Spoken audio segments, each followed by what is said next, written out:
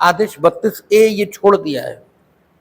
आदेश 32A कुटुंब से संबंध रखने वाली बातों से संबंधित, यानी आदेश 32A परिवार न्यायालय, इसको लागू होगा। आदेश 32 से 33 के बाद बता देंगे, उसे समझ लेना इसलिए जरूरी है ताकि आपकी धारणा दूर हो सके कि वहां जो कुछ हो रहा है वो जस्ट आपकी मर्जी पर आधारित है। क्योंकि जब आप कचहरी जाएंगे तो बहुत बार देखेंगे कि not only in matrimonial cases, अन्य मामलों में भी जो न्यायाधीश महोदय होंगे वो पक्षकारों के बीच समझौता कराने का प्रयत्न ये कर रहे होंगे, लेकिन एक चीज उसमें दिखाई देगी कि वो मसला जिसमें न्यायाधीश महोदय पक्षकारों में समझौता कराने की कोशिश कर रहे होंगे वो कहीं ना कहीं पारिवारिक मामलों उन्हीं से संबंधित होता है। अन्य मामलों में भी करते रहते हैं, लेकिन उस शिद्दत से नहीं करते हैं जिस शिद्दत से पारिवारिक मामलों में करेंगे। और पारिवारिक मामलों में ऐसा करना उनकी वैधानिक जिम्मेदारी है। वो स्वप्रेरणा से ऐसा नहीं कर रहे होते हैं कि वो कोई बहुत अच्छे चरित्र के व्यक्ति हैं इसलिए ऐसा कर रहे, नहीं, ये उनकी लीगल ड्यूटी है इसलिए ऐसा कर रहे हैं। और एज ए जज वो लीगल ऑब्लिगेशन इसी को डिस्चार्ज करने के लिए बैठे हैं। What ever the legal obligation, जो भी विधिक बाध्यता है उसको वो डिस्चार्ज करेंगे। खाली उसी विधिक बाध्यता को डिस्चार्ज नहीं करेंगे जिसमें उन्हें अपने प्राधिकार का प्रदर्शन इसे करने का मौका मिले, अर्थात जिसमें वो निर्णय पारित करें उसमें तो उन्हें अपने प्राधिकार का प्रदर्शन करने का अवसर मिलता है, इसलिए केवल वही करेंगे ऐसा नहीं। वे कानून का पालन करने के लिए वहां बैठा ले गए और वे बाध्य हैं कानून का पालन करने के लिए, और उनके आदेश तभी तक माने जाएंगे जब तक वे कानून के मुताबिक, और ये बात नीचे से लेकर सुप्रीम कोर्ट तक लागू होती है। इसलिए whenever they are trying to make a compromise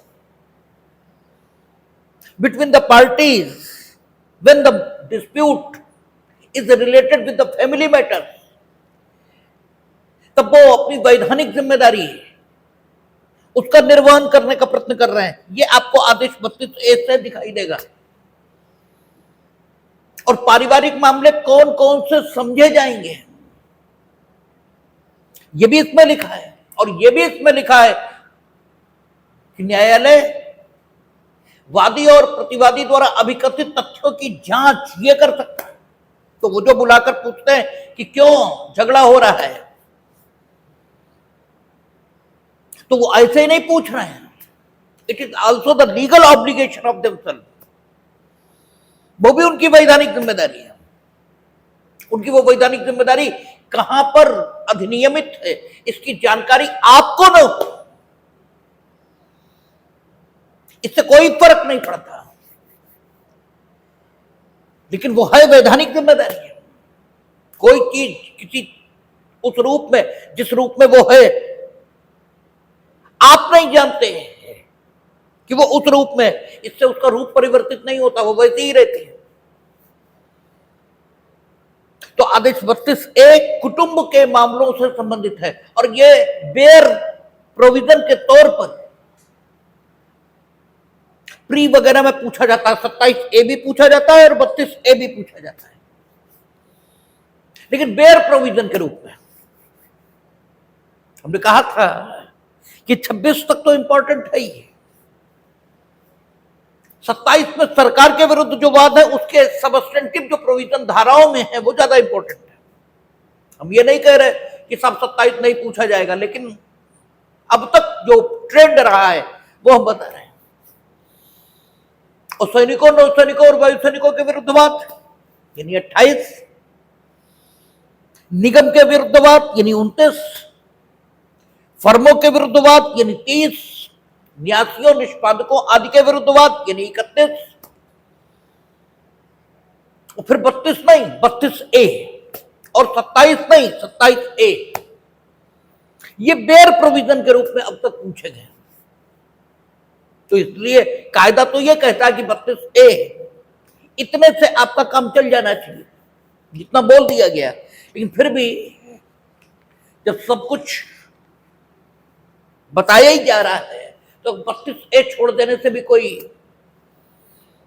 जल्दी हो जाएगा ऐसा तो है नहीं। तो इसलिए वो इसके बाद बता देंगे। फिलहाल आदेश 33 कि निर्धन व्यक्तियों द्वारा वाद लाने की प्रक्रिया ये क्या होगी। तो निर्धन व्यक्तियों द्वारा वाद लाने की प्रक्रिया कोई भी हो, first of all it must be decided कि पाउपर यानी निर्धन है कौन, और निर्धन को अकिंचन ये भी कह देते हैं। हालांकि अकिंचन और निर्धन शाब्दिक तौर पर ये दोनों शब्द अलग अलग,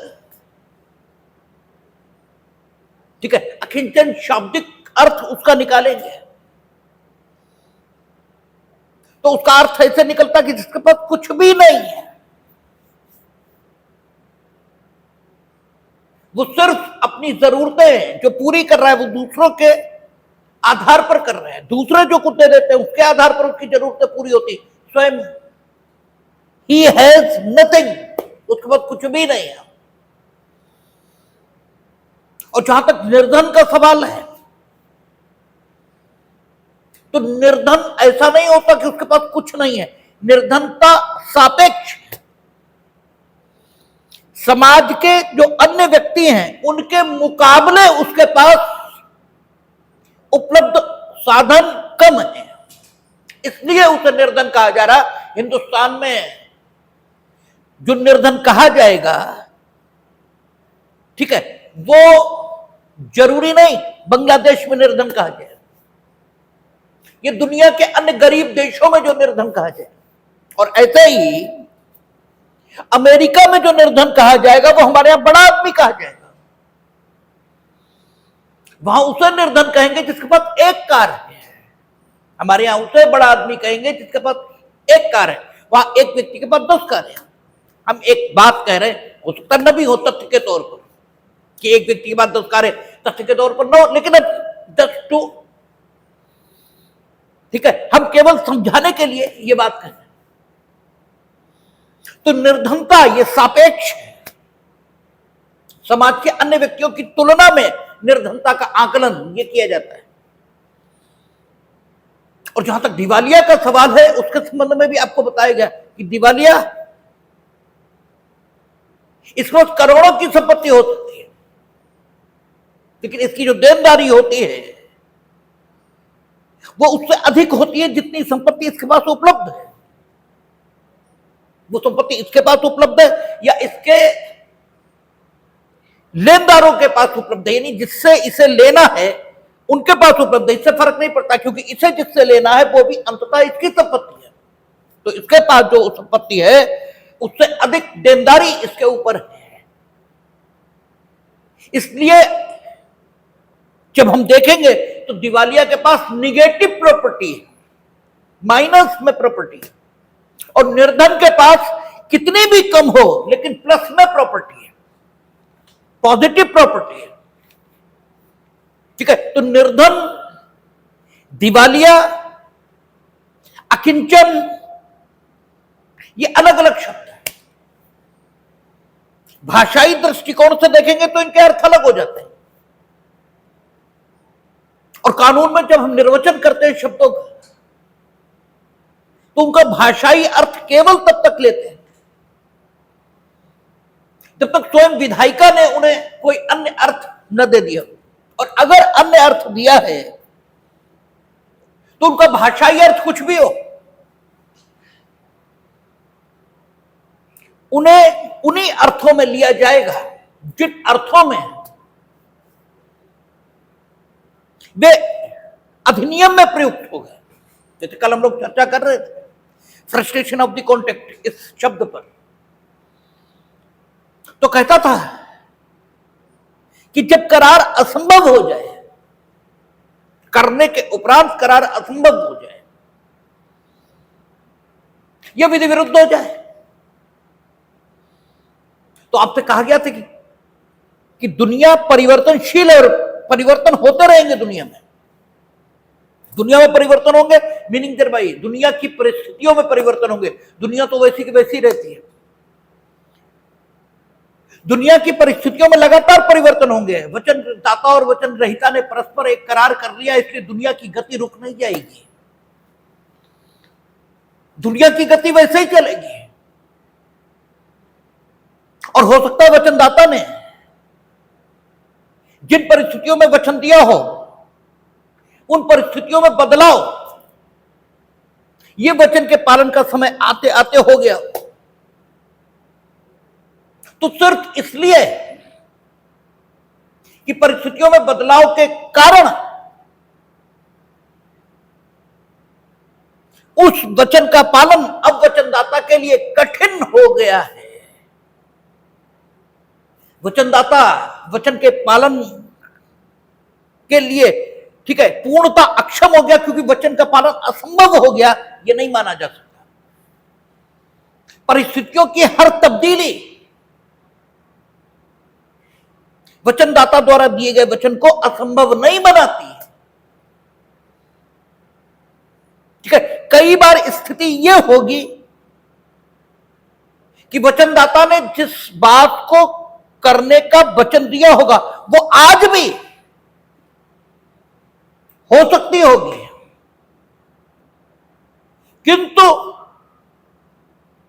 उस काम को वचनदाता ने जिस वजह से करने का वचन दिया होगा वो वजह खत्म हो चुकी होगी, वो वजह खत्म हो गई होगी। इसलिए काम भौतिक तौर पर किया जाना संभव है, किंतु अब उस काम को करने की कोई वजह नहीं बची। इसलिए माना जाएगा कि वचनदाता ने जिस काम को करने का वचन दिया था उसको किया जाना असंभव हो गया। यहां असंभव का संबंध उद्देश्य से जुड़ेगा, जबकि सामान्य दुनिया में ये जो भाषाई व्यवहार है उसमें असंभव शब्द का संबंध कभी उद्देश्य से नहीं जुड़ता। असंभव शब्द का संबंध केवल कार्य को किए जाने की क्षमता, इससे जुड़ता है। जैसे वहां उदाहरण दिया है, बात करेंगे शाम में, कि हेल वर्सेस क्रेनरी। हेल वर्सेस क्रेनरी है, कुछ और नाम है, जो भी है। राजा के राज्याभिषेक को देखने के लिए कमरा किराए पर लिया गया। ठीक है, क्या हुआ? वचनदाता ने कमरा किराए पर लिया है वचन ग्रहीता का, उसे प्रस्ताव दिया कि हम तुम्हारा कमरा इतने रुपए किराए पर वचन देना चाहते हैं, उसने स्वीकृति दी है। कमरा आज भी मौजूद है, कमरा आज भी मौजूद है, कमरा नष्ट नहीं हुआ है। वचनदाता उतने ही पैसे वाला है जितना वो कल पैसे वाला था वचन देते थे। आज ऐसा नहीं हुआ क्योंकि धन शोधन की क्षमता खत्म हो गई, वो किराया दे ही नहीं सकता, ऐसी स्थिति नहीं आई है। परिस्थितियों में कोई ऐसा परिवर्तन नहीं हुआ है जिनके कारण वचनदाता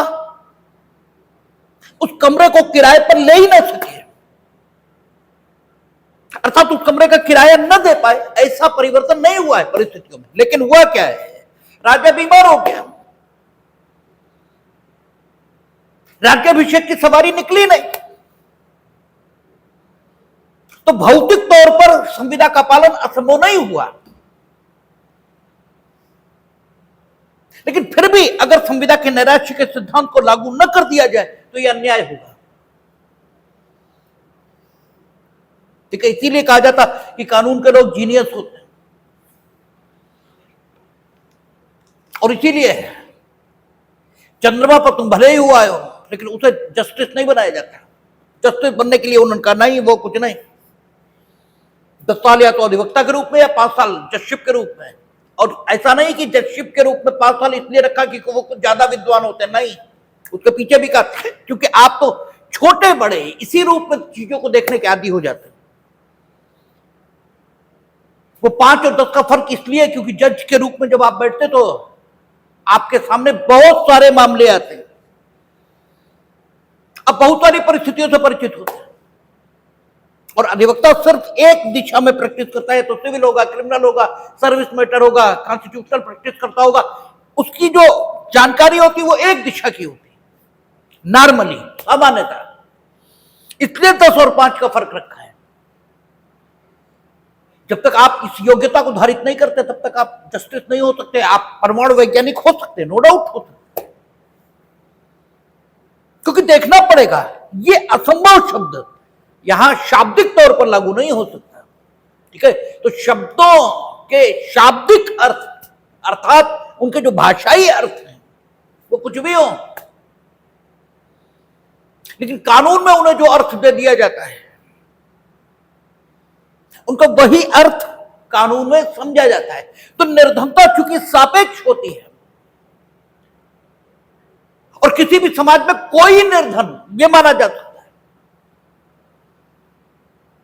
इसलिए न्यूनतम तौर पर हमें निर्धनता परिभाषित करनी होगी। जिनको हम कोर्ट फीस से मुक्ति ये देना चाहते हैं कि बिना न्याय शुल्क के वे अपने दुखों के लिए, अपने परेशानियों के लिए मुकदमे संस्थित कर सकें। आपको हमने कल कहा था कि न्याय शुल्क, इसका जो कॉन्सेप्ट आया है वो इसलिए आया ताकि अनावश्यक मुकदमेबाजी न हो, एक बात। दूसरा, ठीक है, राज्य को जो रेवेन्यू है ये भी मिले, तो राज्य के हित, इसकी सुरक्षा की गई है कोर्ट फीस के कॉन्सेप्ट से, और साथ ही मुकदमों की संख्या घटाई गई है। ठीक है, लॉर्ड कार्नवालिस के समय ये शायद शुरू हुआ, ये हमने डाला तो उन्होंने बताया कि नहीं, लॉर्ड कार्नवालिस नहीं, लॉर्ड मेयो का नाम उन्होंने लिया कि लॉर्ड मेयो के समय कोर्ट फीस का कॉन्सेप्ट आया। कार्नवालिस के समय अदालत सिस्टम जो वर्तमान है ये कार्नवालिस ने शुरू किया, ऐसा बताया। लेकिन जो भी स्थिति आई उसमें निर्धन व्यक्तियों के लिए न्याय शुल्क के बिना मुकदमा फाइल करने की अनुमति ये मिलनी चाहिए। ठीक है, और हमने कल ये भी कहा कि जब आप इस अध्याय के प्रावधानों को देखेंगे तो एक स्थिति दिखाई देगी कि न्याय शुल्क की वसूली होगी और निर्धन व्यक्ति भी न्याय शुल्क से मुक्ति तभी केवल पाएगा या तो वो जीत जाए। जब तक वो जीतता नहीं है तब तक वो न्याय शुल्क इससे मुक्ति पाएगा नहीं।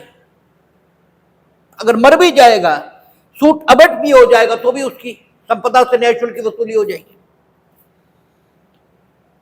तो ये बात कुछ अच्छी नहीं दिखाई देती, लेकिन ये जरूरी है। जो अनुभव से सिद्ध हुआ वो यही सिद्ध हुआ, ये जरूरी है।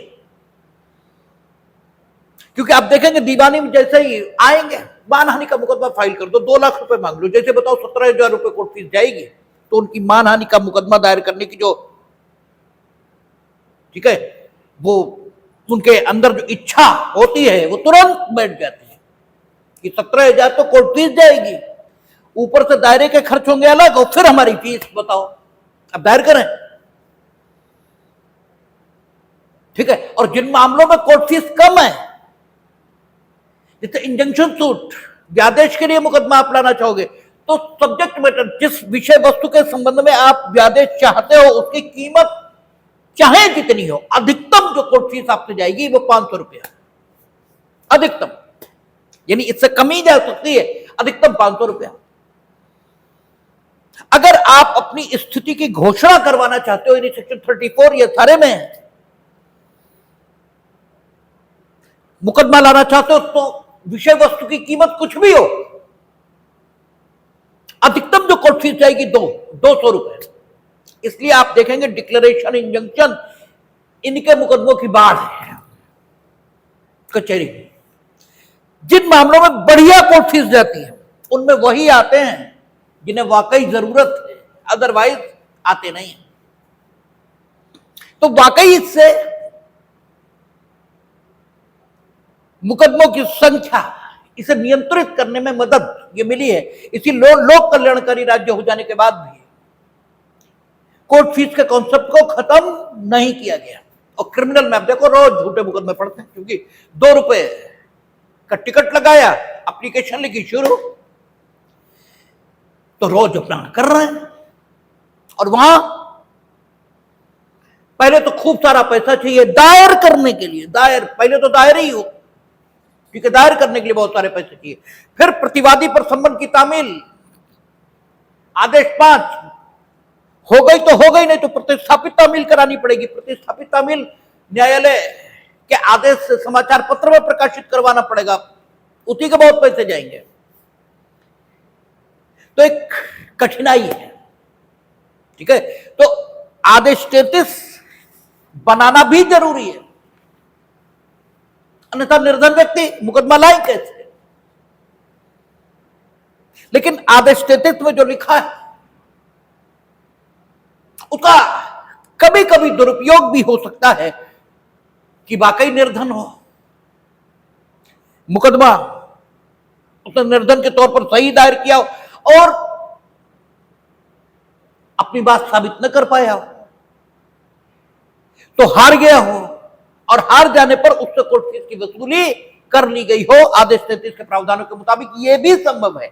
लेकिन फायदा और नुकसान इनका जब तुलनात्मक अध्ययन किया जा रहा है तो यही पाया जा रहा है कि नहीं,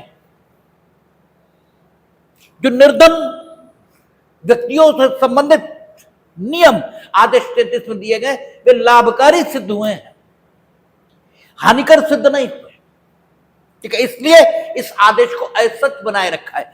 फिलहाल सबसे पहली बात शुरू होती है कि निर्धन कौन, और आपसे ये खूब पूछा जाता है कि आदेश 33 नियम 1 में निर्धन व्यक्ति की परिभाषा है या 1A में है या 2 में है, और निर्धन कौन है।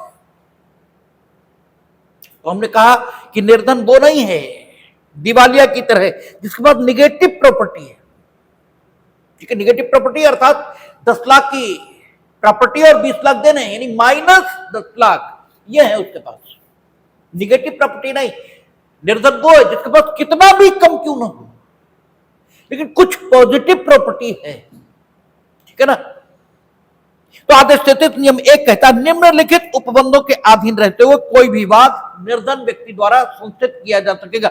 निम्नलिखित उपबंधों के अधीन रहते हुए कोई भी वाद, यानी सूट की कैटेगरी उन्होंने निर्धारित नहीं की कि only these suits could be filed by a pauper, ठीक है, एज अ पाउपर, केवल इतने या इस प्रकृति के या इस प्रकार के मुकदमे निर्धन व्यक्ति द्वारा निर्धन के रूप में फाइल किए जा सकते, ये नहीं कहा। कोई भी वाद, इसका मतलब कोई विशिष्ट श्रेणी का वाद ये निर्धन व्यक्तियों द्वारा निर्धन के तौर पर फाइल किया जा सकता हो, ऐसी दशा नहीं है। कोई भी वाद, कहता है निम्नलिखित उपबंधों के अधीन रहते हो कोई भी वाद निर्धन व्यक्ति द्वारा संस्थित किया जा सकता है। अब स्पष्टीकरण बता रहा है, कहता कोई व्यक्ति निर्धन व्यक्ति तब है, और डैश लगा दिया तो स्पष्टीकरण में कोई व्यक्ति निर्धन व्यक्ति तब है, ये काखंड में भी और खाखंड में भी शुरुआत में पढ़ लिया जाएगा। कहता कोई व्यक्ति निर्धन व्यक्ति तब है जब उसके पास इतना पर्याप्त साधन डिग्री के निष्पादन में कुर्की से छूट प्राप्त संपत्ति से और वाद की विषय वस्तु से भिन्न नहीं है कि वह ऐसे वाद में वाद पत्र के लिए विधि द्वारा विहित फीस दे सके। जो निर्धन व्यक्ति माना जाएगा वो तब मान लिया जाएगा जब डिग्री के निष्पादन में जिन संपत्तियों को छूट मिली हुई है, डिग्री के निष्पादन में किन संपत्तियों को छूट मिली हुई है, ये धारा 60 जब पढ़ेंगे और आदेश 21 जब पढ़ेंगे तब देखेंगे। धारा 60 में एक पूरी लिस्ट दी है कि अमुक संपत्तियों को डिग्री के निष्पादन में छूट प्राप्त है, और धारा 60 की लिस्ट में जो चीजें वर्णित वे अगर व्यक्ति के पास हैं और वो अरबों रुपए की हैं तो भी व्यक्ति इस जो आदेश, इस आदेश के प्रयोजनों के लिए निर्धन माना जा सकता है, क्योंकि उसने कहा कोई व्यक्ति निर्धन है, निर्धन व्यक्ति तब है जब उसके पास इतना पर्याप्त साधन, डिग्री के निष्पादन में कुर्की से छूट प्राप्त व्यक्ति संपत्ति और बाद की विषय वस्तु से भिन्न, जिस विषय वस्तु के संबंध में वो मुकदमा करना चाहता है उस विषय वस्तु की कीमत अरबों रुपए, और उसके पास वे संपत्तियां जो डिग्री के निष्पादन में छूट प्राप्त हैं वे भी मौजूद है, और उनकी संपत्ति, उनकी कीमत भी अरबों में। लेकिन इसके बाद भी अगर इन दोनों चीजों को हटाने के बाद, यानी उन संपत्तियों को हम हटा दें जो डिग्री के निष्पादन में छूट प्राप्त है, और बाद की विषय वस्तु को हटा दें जिसके संबंध में वो मुकदमा करना चाहता है, तो उसके पास इतनी संपत्ति बचती ही नहीं कि वो उस बात के लिए विहित न्याय शुल्क दे पाए, तो वो व्यक्ति निर्धन है। धारा 60 में लिखा है कि स्त्री के सौभाग्य चिन्ह ये डिग्री के निष्पादन में छूट प्राप्त रहेंगे। अब उसका सुहाग चिन्ह अरबों रुपए कीमत के हो सकते हैं, वजन ज्यादा है भाई, जो गहने हैं उसके सुहाग चिन्ह के तौर पर उनका वजन इतना ज्यादा है कि आज की डेट पर उसकी कीमत करोड़ों और अरबों रुपए है, और बाद की विषय वस्तु जिसके संबंध में मुकदमा ना वो भी अरबों रुपए की है। लेकिन इसके बाद भी अगर इन दोनों चीजों को निकालने के बाद, और इन दोनों चीजों को निकाला जाएगा क्योंकि स्पष्टीकरण सीधे निर्देश दे रहा है कि इन दोनों को छोड़ने के बाद अगर उसके पास इतने पैसे नहीं है कि वो वाद के लिए विहित न्याय शुल्क दे पाए, तो वो इस अध्याय के प्रयोजनों के लिए, इस आदेश के प्रयोजनों के लिए निर्धन है। और अगर किसी मुकदमे को लाने के लिए कोई कोर्ट फीस विहित ही नहीं, ठीक है, उस व्यक्ति के संबंध में निर्धनता का जो पैमाना है वो किस ढंग से काम करेगा, तो खाखंड में कहता है जहां ऐसी कोई फीस विहित नहीं है वहां जब 1000 रुपए के मूल्य की ऐसी संपत्ति का जो डिग्री के निष्पादन में कुर्की से छूट प्राप्त संपत्ति से और वाद की विषय वस्तु से भिन्न है, हकदार नहीं है। अगर ऐसी कोई फीस विहित नहीं है तो आप कहेंगे तब फिर पाउपर के रूप में छूट लाने की जरूरत है क्या, जब कोई फीस विहित ही नहीं है तो फिर पाउपर के तौर पर छूट लाने की जरूरत क्या है। तो सूट के लिए कोर्ट फीस विहित नहीं है, लेकिन विभिन्न आदेशिकाओं को जारी करने के लिए, विभिन्न काम करने के लिए तो कोर्ट फीस दी हुई है, ठीक है, वो सब कहां से आएगा। तो तब भी निर्धन व्यक्ति के तौर पर मुकदमा लाने की जरूरत हो सकती है। और फिर उस दशा में जो निर्धनता का आकलन होगा वो निर्धनता का आकलन इसी प्रकार किया जाएगा कि क्या उसके पास वाद की विषय वस्तु और वे संपत्तियां जो डिग्री के निष्पादन में छूट प्राप्त उनको निकालने के बाद क्या 1000 रुपए की संपत्ति बचती है, और अगर उसके पास उपलब्ध संपत्ति इन दोनों को निकालने के बाद 1000 रुपए से कम हो जाती है तो फिर उसे निर्धन ही माना जाएगा, भले ही उस वाद कारण पर उस मुकदमा लाने के लिए कोई कोर्ट फीस प्रिस्क्राइब नहीं है। ठीक है, स्पष्टीकरण दो। कहता इस प्रश्न पर विचार करने के में कि आवेदक निर्धन व्यक्ति है या नहीं, किसी ऐसी संपत्ति को ध्यान में रखा जाएगा जिसको उसने निर्धन व्यक्ति के रूप में वाद चलाने की अनुज्ञा के लिए अपना आवेदन प्रस्तुत करने के पश्चात और आवेदन का विनिश्चय होने के पूर्व अर्जित किया। कानून हमेशा तत्व में लागू होता है, कानून शब्दशः इसे लागू नहीं करते, शब्दशः तभी लागू करेंगे जब दायित्व का सवाल हो, दायित्व दंड के रूप में हो या टैक्स और कर के रूप में, किसी रूप में हो, लेकिन जब दायित्व का सवाल होगा तभी शब्दशः लागू करते। आदमी मर गया इससे कोई मतलब नहीं, जब आपने उसे मार डालने के लिए ही मारा था और वो मर गया, अब ठीक है, अब आपको हत्या का दंड मिलेगा, ठीक है, या सदोष मानववध का दंड मिलेगा। आपने उसे मारा और वो मर गया, तो हो सकता केवल मारने का मिले, मर जाने के लिए कोई दंड ना मिले, ठीक है ना। आपने मारा और वो मर गया, तो हो सकता केवल मारने के लिए मिले। अरे हमने एक थप्पड़ मारा, थप्पड़ मारने के लिए मारा, उसे कोई बीमारी थी, थप्पड़ लगते ही वो मर गया, तो मेरे मारने से मरा है। लेकिन हमने मार डालने के लिए नहीं मारा, हमने मारने के लिए मारा। और जब मारने के लिए मारा तो ये कल्पेबल होमिसाइड जो कि हत्या की कोटि में आता है, उसकी डेफिनेशन में नहीं आता।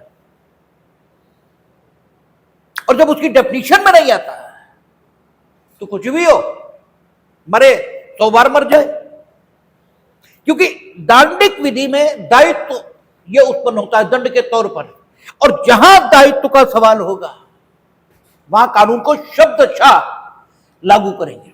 बिल्कुल ठीक वैसा ही होना चाहिए जैसा लिखा है। अगर उसमें 1% की भी कमी है तो नो, वो परिणाम उत्पन्न नहीं हो सकते जो वर्णित।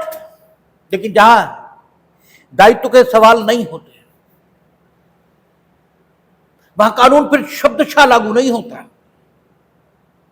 भाव में लागू होता है। भाव में, जैसे असंभव शब्द, भाव में उसकी व्याख्या होगी, ठीक है।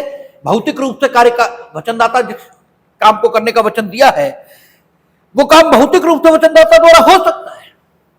आज भी वो कमरा किराए पर ले सकता है, कमरा मौजूद है, वचनदाता मौजूद है, वचन ग्रहीता मौजूद है, वचनदाता की आर्थिक स्थिति में कोई परिवर्तन नहीं आया है, सब कुछ मौजूद है। लेकिन इसके बाद भी वचनदाता ने जिस लिए वचन दिया था वो वजह चली गई। सम्राट का राज्याभिषेक और उसकी सवारी इसलिए नहीं निकली क्योंकि राजा बीमार हो गया, तो मतलब नहीं बचा कोई, तो इसे असंभव ही माना जाएगा। जैसे गायिका सेक्शन 39 में 6 रातों को अनुपस्थित रही है, अब वो 6 रातें उसके जीवन में कभी नहीं आएंगी, इसलिए उन 6 रातों में गाने के लिए उसने खुद को निर्योग्य बना लिया, यही माना जाएगा। जबकि किस्तों में आपने देने का वचन दिया तो ऐसा नहीं माना जा सकता, अरे भाई किस्तों में तय कहां है कि मात्रा कितनी दी जाएगी, क्या होगा, पिछली किस्त हमने नहीं दी, अगली किस्त में पूरा किया देना, क्या दिक्कत है,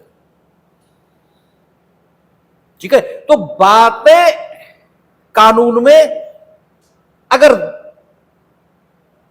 दायित्व से संबंधित नहीं है तो उन्हें भाव में लागू किया जाएगा, अदरवाइज शब्दशः। तो स्पष्टीकरण 2 कह रहा है कि आपने निर्धन व्यक्ति के तौर पर मुकदमा चलाने के लिए आवेदन कर दिया। आवेदन कैसे आप करेंगे आगे का सवाल है, देखेंगे आवेदन कैसे करेंगे, लेकिन जैसे भी करेंगे आपने आवेदन कर दिया। यू हैव अप्लाइड, ठीक है, to institute a suit as a pauper. आपने निर्धन व्यक्ति के रूप में मुकदमा चलाने के लिए आवेदन कर दिया, और आवेदन अभी विनिश्चित नहीं हुआ, क्योंकि तुम आवेदन कर दोगे और आवेदन विनिश्चित हो जाएगा, ऐसा होता नहीं। तो आवेदन आपने कर दिया किंतु अभी विनिश्चित नहीं है, तो ये जो बीच का समय है, इस बीच के समय में आपने कोई संपत्ति अर्जित की है जो कि वाद की विषय वस्तु से भिन्न है, और डिग्री में जिन संपत्तियों को कुर्क किया जा सकता है, ठीक है, ऐसी संपत्ति है वो, अर्थात उन संपत्तियों से भिन्न है जिन्हें डिग्री के निष्पादन में कुर्क नहीं किया जा सकता, उनसे भिन्न है वो। तो फिर उस संपत्ति को गणना में लिया जाएगा। यद्यपि जब आपने निर्धन व्यक्ति के तौर पर मुकदमा करने के लिए आवेदन दिया था, उस समय वो संपत्ति आपके पास नहीं थी, किंतु अभी वो आवेदन स्वीकृत या अस्वीकृत नहीं हुआ है और इस बीच वो संपत्ति आपके पास आ गई, तो अब आपके साधनों की गणना करने में उस संपत्ति को ख्याल में लिया जाएगा। ठीक है, ये स्पष्टीकरण 2 कह रहा है। और इस पूरे नियम 1 और स्पष्टीकरणों पर खूब सवाल बनते हैं। ठीक है, स्पष्टीकरण 3 कहता है, जहां वादी प्रतिनिधि की हैसियत से वाद लाता है, वहां इस प्रश्न का उदाहरण की बात निर्धन व्यक्ति है उन साधनों के प्रति निर्देश किया जाएगा जो ऐसी हैसियत में उसके पास हैं।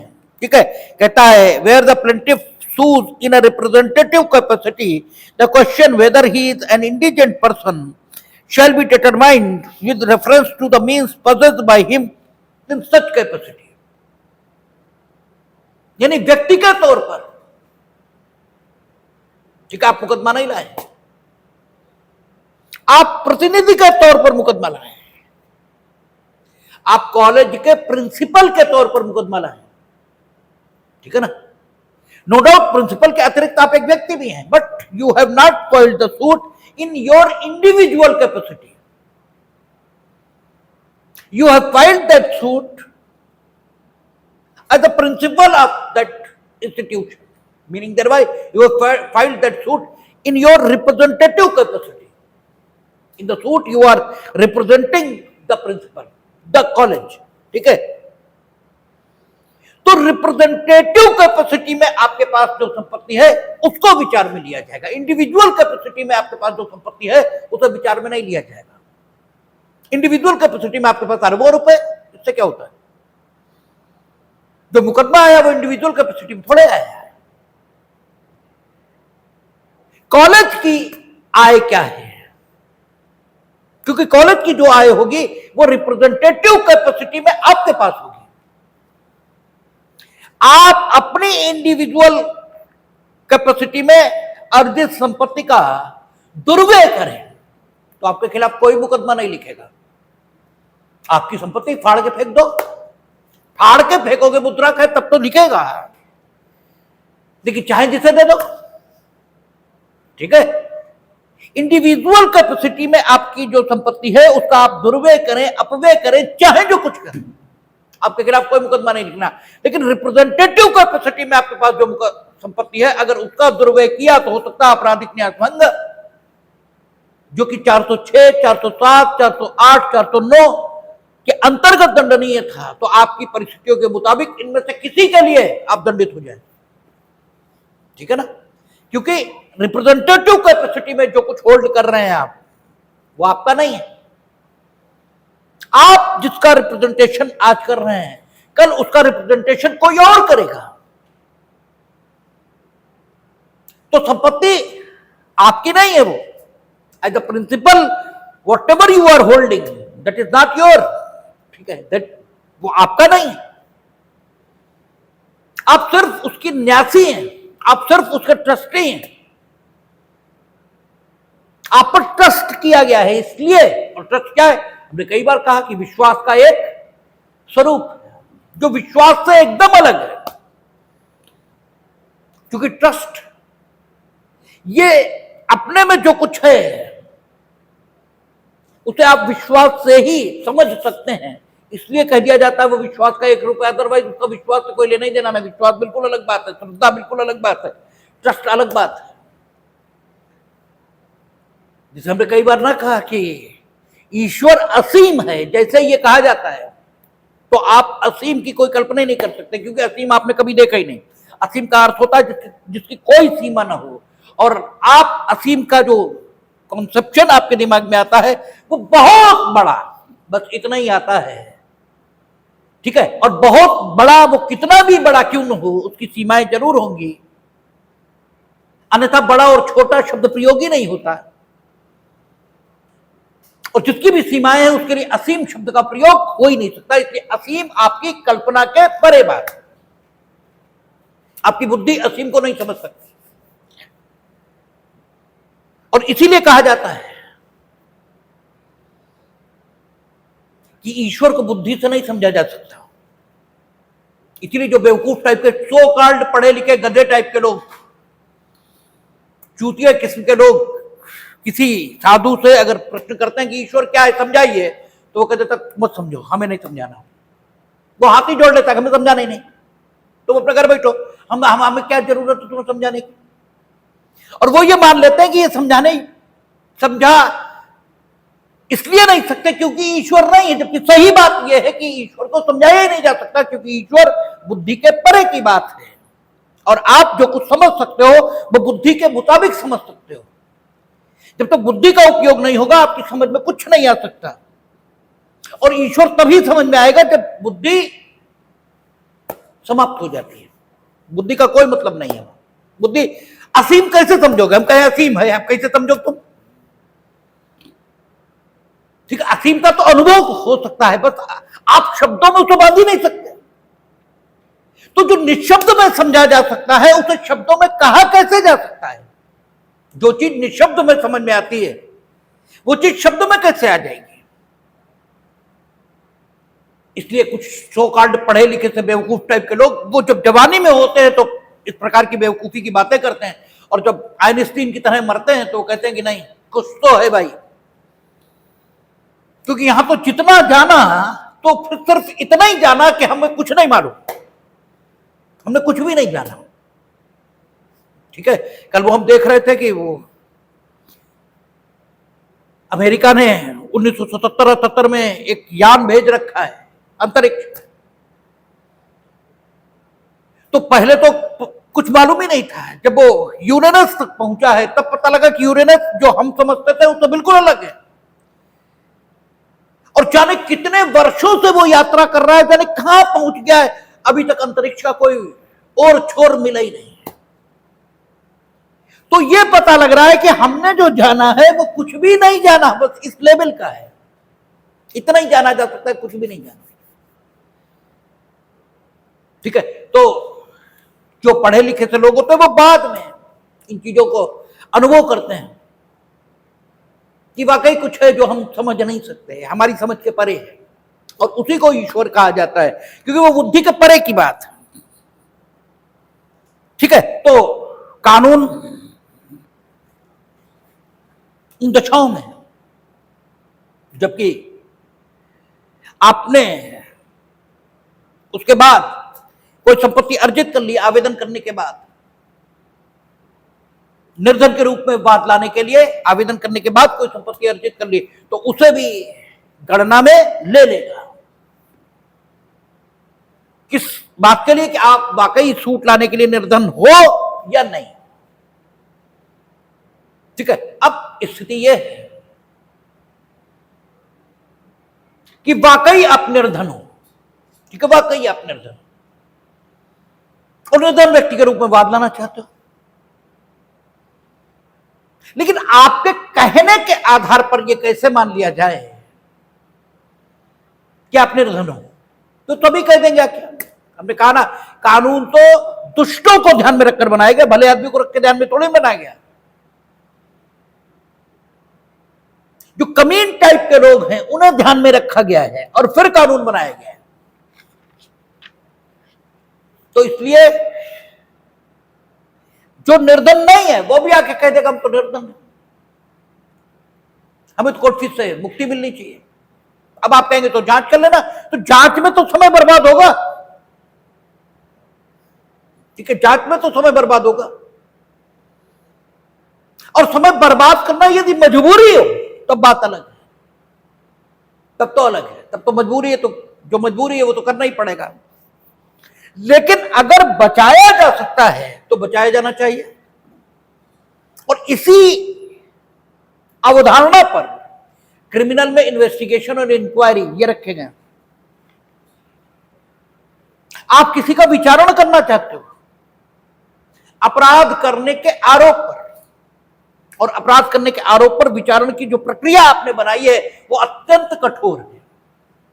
वो तो प्रत्येक तिथि पर उसे उपस्थित होना होगा, और जब तक समुचित कारण न हो उसे उपस्थित होना ही होगा, और समुचित कारण न्यायालय की दृष्टि में होने चाहिए, तभी उसे 317 जो पिछला था कि अभियुक्त को उसकी उपस्थिति से अभिमुक्ति यह दी जा सकती है, तभी वो एप्लीकेबल होगा, अदरवाइज एप्लीकेबल नहीं होगा। अदरवाइज विचारण के लिए नियत प्रत्येक दिनांक पर उसे उपस्थित होना होगा, अन्यथा आदेशिका उसके विरुद्ध जारी होगी।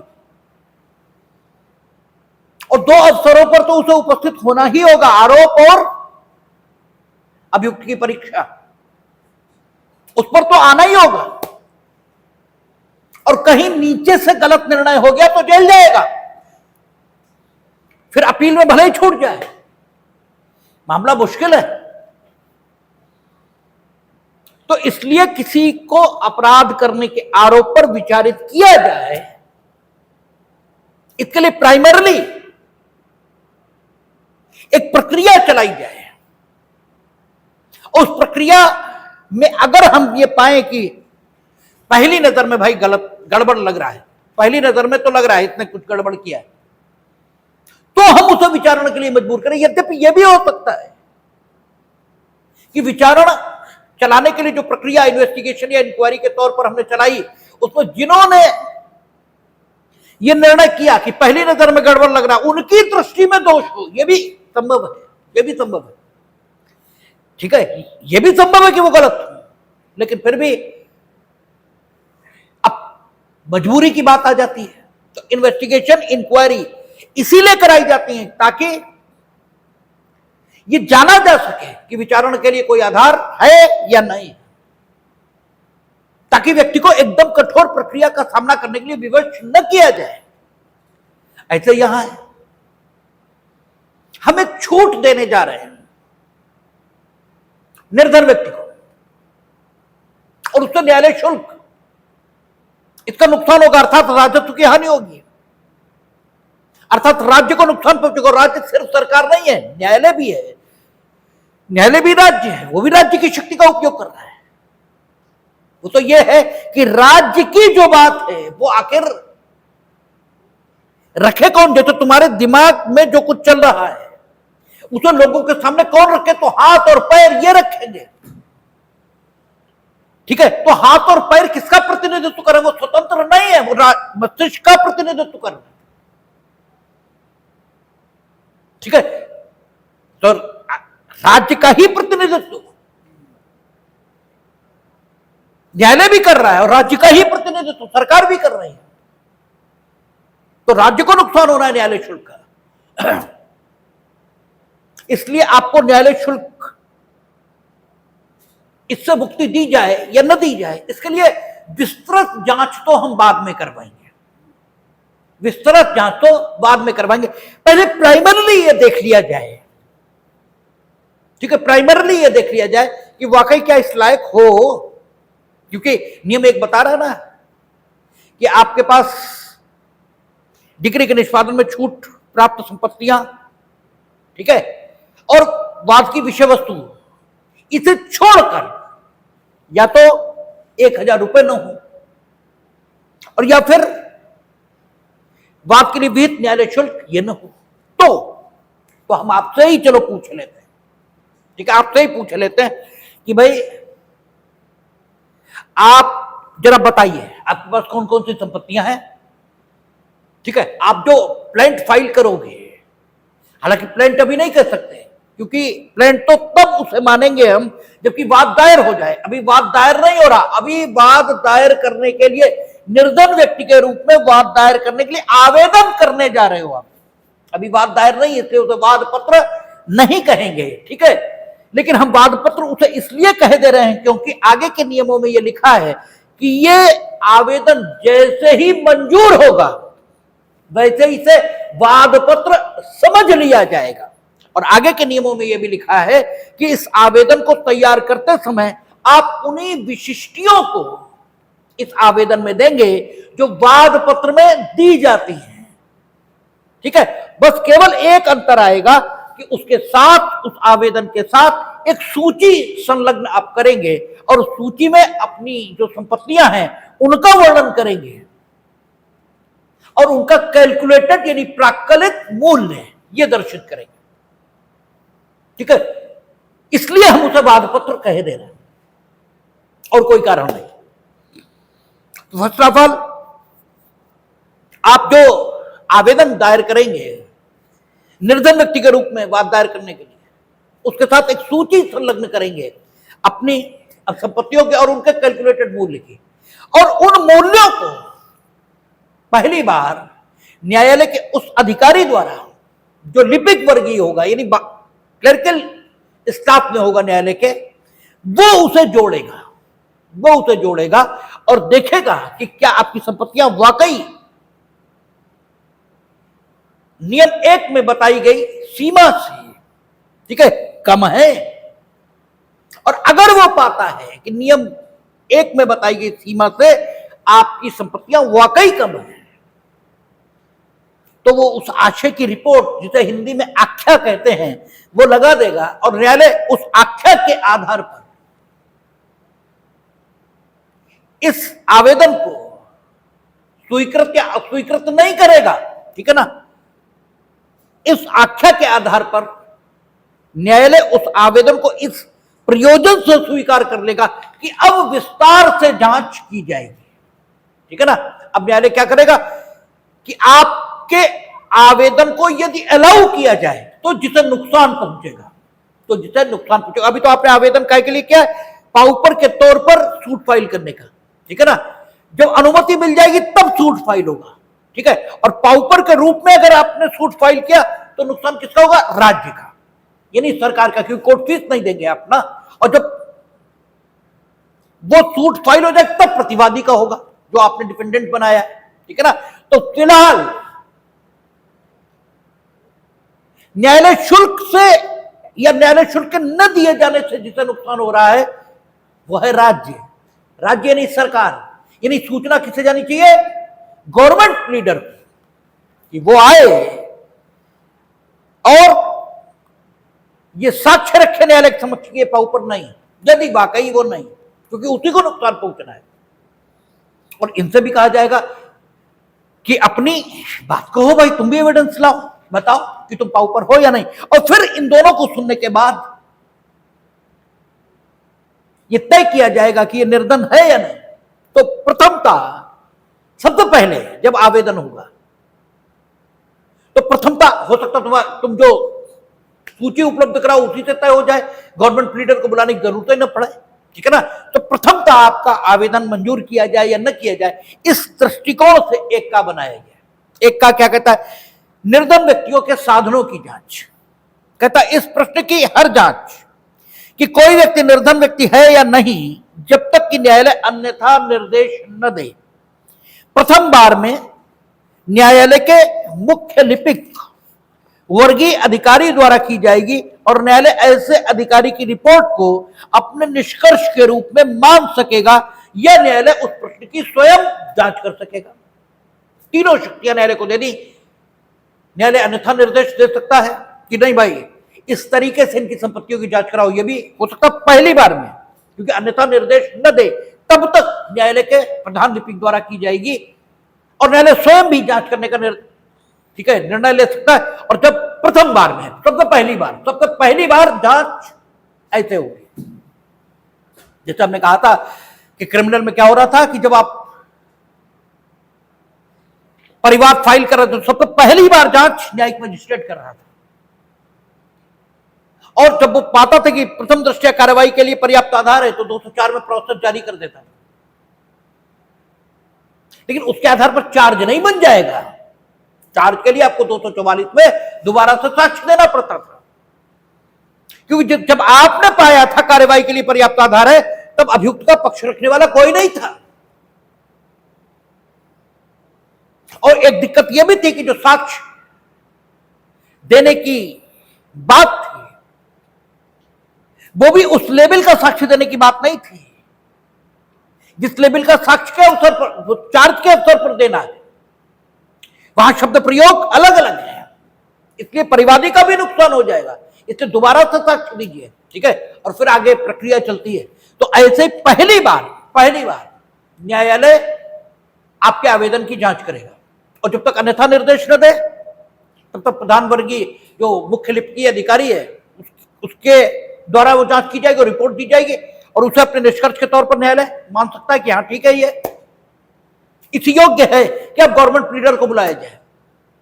या न्यायालय स्वयं भी इसकी जांच कर सकता है। और प्रथम बार जब जांच होकर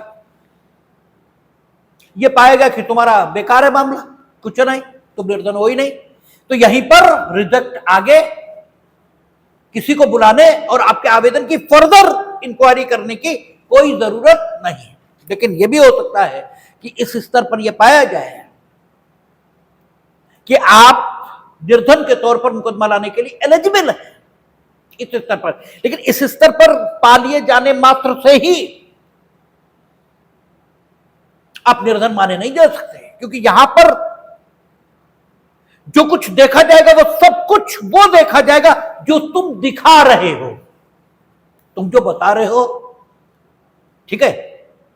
उन्हीं साधनों की जांच तो की गई, और आपके साधन ऐसे भी हो सकते हैं जो आप छिपा रहे हैं किंतु आपके विरोधियों की जानकारी में है, तो अभी उनका खुलासा यह भी होना चाहिए। इसलिए अगर यह पाया गया कि yes you are eligible to file a suit as a pauper, तो यहीं पर आपको पाउपर घोषित करके पाउपर के रूप में मुकदमा लाने की इजाजत दे दी जाए। यह नहीं होगा, यह नहीं होगा। बस सिर्फ इतना होगा कि फर्दर इंक्वायरी के लिए आधार है, न्यायालय यह मत बनाएगा, ठीक है। आगे नियम 2 में कह रहा है आवेदन की विषय वस्तु। अब यह बता रहा है नियम 2 में कि whatever the application will be filed by you to institute a suit as a pauper, ठीक है।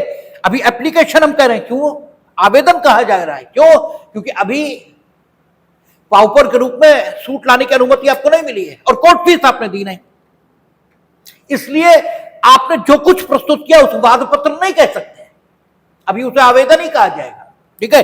तो कह रहा है निर्धन व्यक्ति के रूप में वाद लाने की हर अनुज्ञा के हर आवेदन में वादों में के वाद पत्रों के संबंध में अपेक्षित विशिष्टियां अंतर्विष्ट होंगी। यानी जब भी आप एप्लीकेशन फाइल करोगे पाउपर के रूप में सूट लाने की, तब उसमें वही विशिष्टियां होंगी जो वाद पत्र में होती हैं, क्योंकि यह आवेदन जैसे ही अलाउ होगा इसी को वाद पत्र मान लेंगे, और जब इसको वाद पत्र मान लेंगे तो फिर इसमें वो विशिष्टियां होनी ही चाहिए जो वाद पत्र में होती हैं, ठीक है। इसका मतलब आदेश 7 की सारी विशिष्टियां इसमें होंगी। कहता है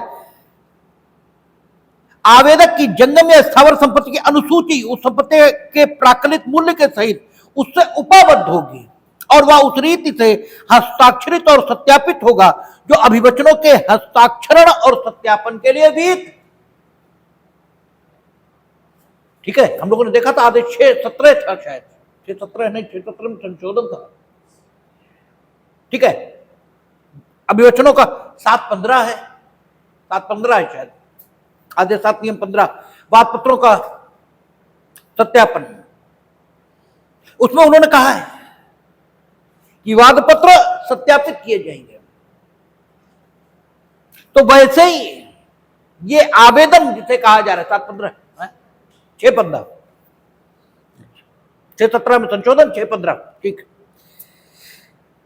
तो ये जो आवेदन है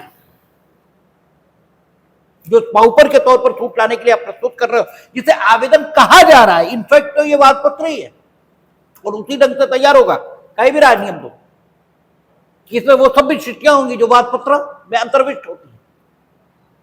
बस सिर्फ एक बात होगी कि इसके साथ वो सूची उपबद्ध होगी जिसमें आपकी समस्त संपत्तियां दर्ज होंगी और उसका प्राकलित यानी कैलकुलेटेड वैल्यू जो मूल्य आप बताते हैं वो दर्ज होगा, वो इससे उपबद्ध होगी, यानी वाद पत्र में वर्णित नहीं होगी, यानी इस आवेदन में वर्णित नहीं होगी, उससे उपबद्ध होगी, यानी अटैच करेंगे आप,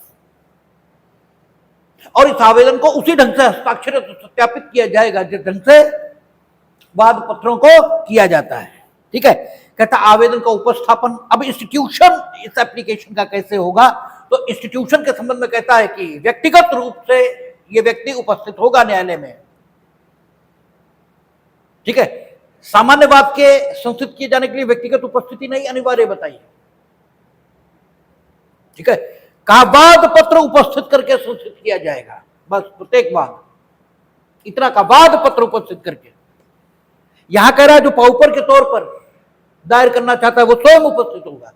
अगर न्यायालय ने उसे छूट नहीं दे रखी है ठीक है, स्वयं उपस्थित होने से, या तो छूट दे रखी हो तो अलग बात है। अदरवाइज कहता है इन नियमों में किसी बात के होते हुए भी आवेदन स्वयं आवेदक द्वारा न्यायालय में उपस्थापित किया जाएगा, किंतु यदि न्यायालय में उपसंजात होने से उसे छूट दे दी गई हो, यानी एप्लीकेशन देकर उसने छूट मांगी है कि साहब हम बीमार हैं या पर्दानशीन स्त्री हैं, कोई बात है, हमें छूट दे दी जाए, तब अलग बात है।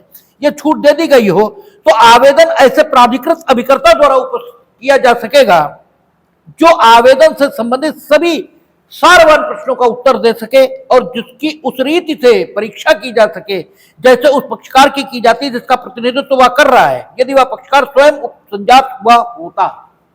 यानी व्यक्तिगत उपस्थिति इसलिए चाहिए गई क्योंकि पूछा जा सकता कि भाई कितनी संपत्ति है, कहां है, क्या है, सारी चीजें, और अगर छूट दे दी गई तो अब प्लीडर द्वारा आ सकता है। लेकिन प्लीडर उन सारवार प्रश्नों का उत्तर देने में समर्थ होना चाहिए जिन प्रश्नों का उत्तर उस पक्षकार द्वारा दिया जाना संभव था, जिसका प्रतिनिधित्व वो इस प्रकार से कर रहा है, ये होना ही चाहिए। और कहता अगर एक से अधिक लोग पाउपर सूट फाइल करने के लिए तो कोई एक उपस्थित हो जाए।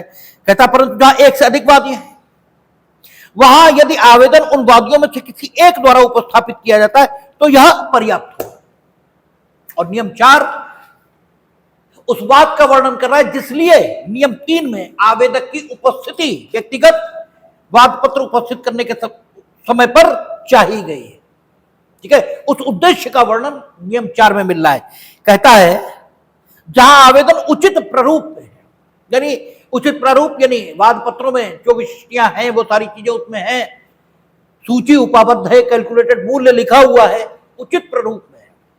जहां आवेदन उचित प्रारूप में है और सम्यक प्रकार से उपस्थापित किया गया है, यानी स्वयं पाउपर द्वारा उपस्थित होकर उपस्थापित किया गया है, या अगर छूट मिली हुई है तो प्लीडर जो कि सारे सारवान प्रश्नों का उत्तर देने में समर्थ है उसके द्वारा उपस्थापित किया गया है और सम्यक रूप से उपस्थापित किया गया। वहां यदि न्यायालय ठीक समझे तो वह आवेदक की, यह जब आवेदक अभिकर्ता द्वारा उपसंजात होने के लिए अनुज्ञात है तब उसके ऐसे अभिकर्ता की परीक्षा दावे के गुणागुण और आवेदक की संपत्ति के बारे में कर सकेगा, दोनों बातों के बारे में। क्या वाकई उसे कोई बात कारण उपलब्ध भी हुआ है या फालतू में दूसरे तंग करने के लिए मुकदमा लिया है? तो नो डाउट तुम निर्धन हो, नो डाउट निर्धन हो, लेकिन निर्धन होने का मतलब थोड़ी है कि दूसरे को तंग करोगे। ठीक है, ये तो मतलब नहीं हो सकता। तो आवेदक के गुणागुण के विषय में, आवेदन के और उसकी स्थिति के संबंध में, दोनों के संबंध में जांच कर सकेगा। और यदि आवेदन अभिकर्ता द्वारा उपस्थापित किया जाता है तो न्यायालय आदेश दे सकेगा कि आवेदक की परीक्षा कमीशन द्वारा की जाए। ठीक है भाई, छूट दे दी हमने, लेकिन अगर हमें लगता है कि प्लीडर सही उत्तर नहीं दे पा रहा है तो हम उसकी परीक्षा करवाएंगे, और छूट हमने दे ही रखी है, स्वयं हमने छूट दी है, उपस्थिति थे, तो कमीशन द्वारा ही फिर होगी और क्या होगा।